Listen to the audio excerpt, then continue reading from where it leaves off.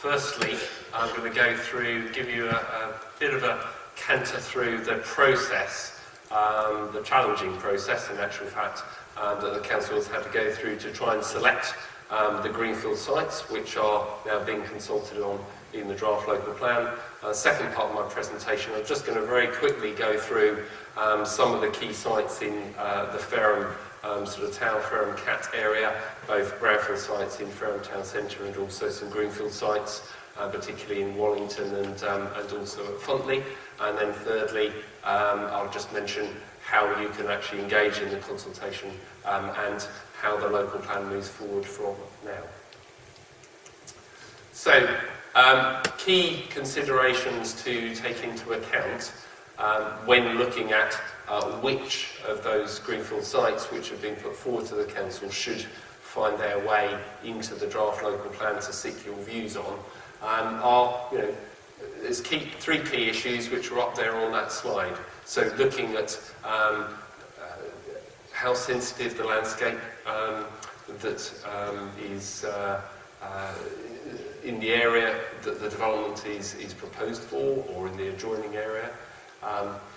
There's a particular concern to ensure that existing settlements are not joined up, so a concern about the coalescence of those settlements. There's also a particular benefit in looking at putting new development on greenfield sites right on the edge of existing urban areas. So it means that really those developments, those new residential properties, hopefully benefit from reasonably close proximity of either services, facilities, or possibly public transport. But another key issue for the council in looking at which sites to select for, which of the greenfield sites to select for development is actually the deliverability of those sites. It's a particular concern from the government. Ahead we'd have a planning examination with a planning inspector, and that planning inspector will be very concerned to ensure that the sites are deliverable. So that actually means that the landowner is willing to put them forward for development, and it also means they've got to be financially viable to be developed, mindful of particular obligations and requirements that we may put on the developers. So that's a very important consideration that the council has already had to do a lot of work on and will continue to do so. We have to look at all of the different impacts that development of a particular site may have. Highways is a significant issue. We are doing a lot of work and will continue to do a lot of work with Hampshire County Council as the local highway authority. There are other issues, wildlife impacts, but there's many which the council needs to consider. When a council is looking at its development strategy, it does have choices. And what the council has decided in this draft local plan and is seeking the views of yourselves and the local community on is a development strategy which has a heavy reliance on a small number of greenfield sites. And the reason for that is because it's seen that those larger greenfield sites are the sites which have particular opportunities to really provide some improvements, assist with local infrastructure or facilities in the area. That may be on-site provision, it may be off-site, there may be financial contributions to particular facilities. I mean, education is a particular example. Obviously, improvements to the local highway network are often key. Reference there to placemaking opportunities. What that is getting at is there may, for example, be the opportunity to provide new open spaces or play areas as part of a larger development, and that is rarely the case when you look at a smaller scheme. But we need to be mindful of the fact that these sites of several hundred houses typically take longer to develop out over a period of years. As Councillor Woodward mentioned, the Council has a particular need to look at early delivery of housing. It has a shortfall in the short term. And so there are a number of smaller greenfield sites also identified in the plan across the borough, and it's anticipated those are likely to come forward that much quicker. This is just a working document which just shows the sort of outcome of this process of going through an assessment of all the various different sites. Some of the sites we put forward for development fall away at various different stages, and some of the sites made their way through into the draft local plan and are in the plan for your views and comments sort of over this 6-week consultation period. Just turning to the Ferneham town, the Ferneham Cat area, so really the second part of my presentation. The Ferneham Cat area is pretty much the only area in the borough where there's a real opportunity to see significant development of brownfield development. And in actual fact, in the Ferneham Cat area, of the total sort of 800 odd houses which are envisaged, approximately almost 600 of those could potentially be coming from brownfield sites within Ferneham town centre. So that's where the Ferneham town area is somewhat different to most of the other areas of the borough. And the sites you've got listed there are the key sites, the largest sites within Ferneham town centre. There are smaller ones as well, but those are the key ones, like I say, in total adding up to near 600 homes if you include the smaller Ferneham town centre sites as well. In terms of greenfield sites in the Ferneham Cat area, you'll see there a couple in Funtley, either side of the Funtley Road, and then 3 sites in Wallington. And I think there are also 3 brownfield sites, in actual fact either wholly or part owned by the council elsewhere in the Ferneham town area, but they're all very small sites. So, that slide there gives you an overview of where the distribution, the location of those different sites across the Cat area. I'm just going to say, quickly run through these sites. I'll go through quite quickly. If there are particular questions, we can always come back to particular slides, and you may already have taken the opportunity to have a look at the presentation boards either before the meeting, or obviously you can do afterwards as well. Civic Quarter on the north side of the shopping centre. We're actually within it at the moment in this building. This is one of the key sites which was in actual fact highlighted in a document which the council produced over the last sort of 6-9 months or so, which was basically a regeneration vision for Ferneham town centre. And that identified a number of sites, including this one, where it was felt that there was real opportunities to improve the offer of Ferneham town centre across the board, and that's looking at retail, leisure, and also bringing more life into the town centre with additional residential properties, but also looking at our parking provision and things like that. So this is one of the key sites, and lots of constraints as ever, but it's envisaged this site could deliver about 100 houses as apartments, but critically also a new cultural facility, which is effectively to replace this building, and so it's a new cultural offer within the town centre, a new multi-storey car park to replace the time-expired Oswald Road car park, which is immediately next door to us, retaining the civic gardens and enhancing those. So those are the key elements of development in that area. The Market Quay surface car park, very popular surface car park. It's envisaged though that over the medium and the longer term that can also play a role in terms of new development. Again, for the 100 houses or so, but I think at the heart of this development would be quite significant commercial and leisure development.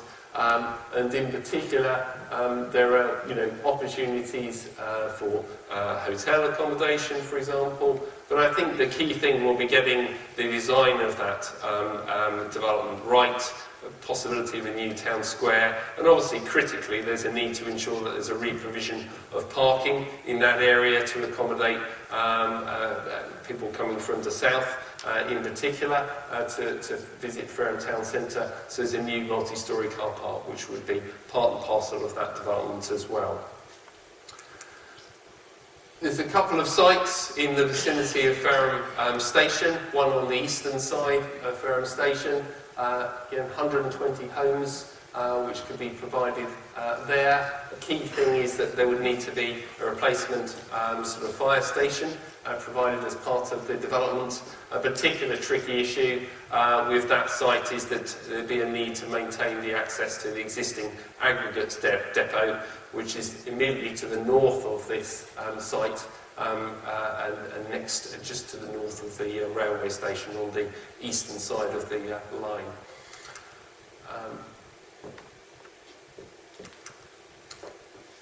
The other site at Ferneham Station on the western side, again, it's a very unusual site, a very narrow site, but a particular opportunity there for flatted development, almost 100 homes. Again, lots of constraints, need a very good sort of design approach.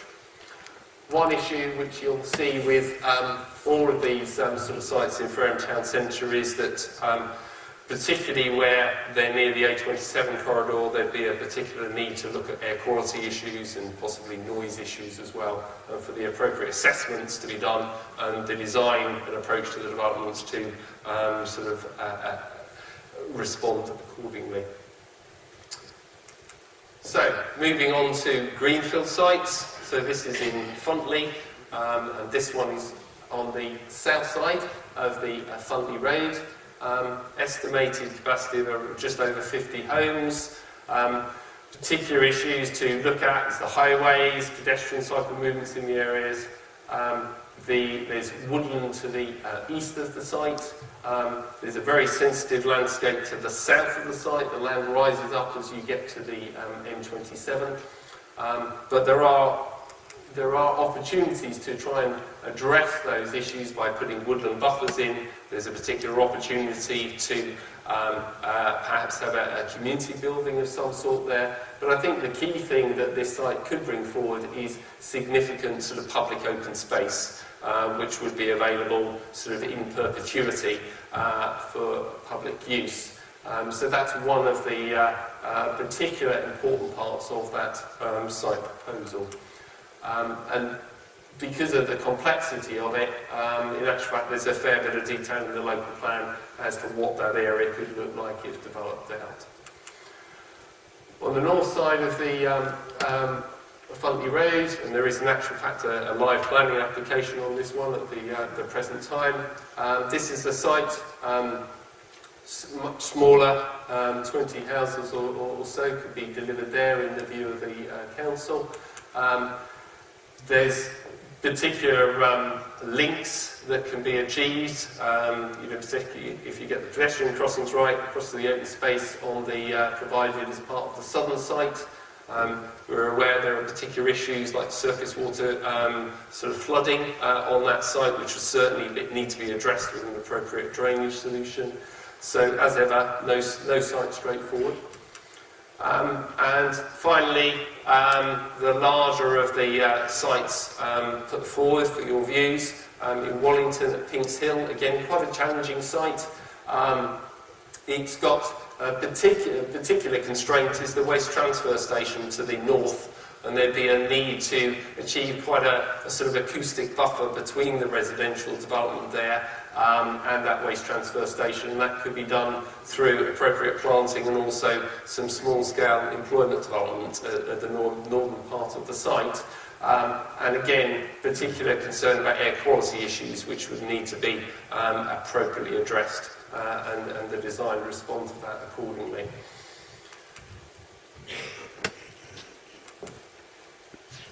Again, an illustration of how that site could look when developed out. Access would be from the upper part of Kings Hill, with the road no doubt improved to sort of what are seen as what's called adoptable standards, so some significant road improvements required. So finally, looking forward, I mean, there's three key sort of areas that we'd encourage views on. One is any particular views that you may have on specific sites, and whether or not you support them, object to them, whether or not you think there's points of detail in the plan when it's referring to those sites and the different factors to take into account. Welcome your views on that, or your views on the development that's proposed for those sites. You may have views and think that alternative sites are better. Councillor Woodward highlighted how many other sites are being put forward, particularly greenfield sites. You may feel that some of them are better suited to development. And then finally, you may take the view that we've got our development strategy completely wrong, and that the development strategy should be very different, so we welcome your views on that as well. On the back of your CAT agenda, there's that's laid out in the seating there. You can see how you can actually respond to the sort of consultation. Deadline of 8th of December. I would stress that any time, whether or not this evening or after this meeting or at any point up until then, you can always contact the council's sort of planning strategy team if you have any questions or queries. It is a very technical document, so it can be quite difficult to find your way around. So there are officers there to help you with any questions you may have. And then finally, this is the process. It's not straightforward, I'm afraid, and it doesn't happen overnight.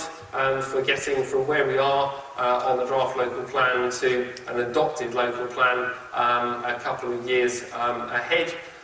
So the key thing is that any of your responses through this consultation, they're fully reviewed.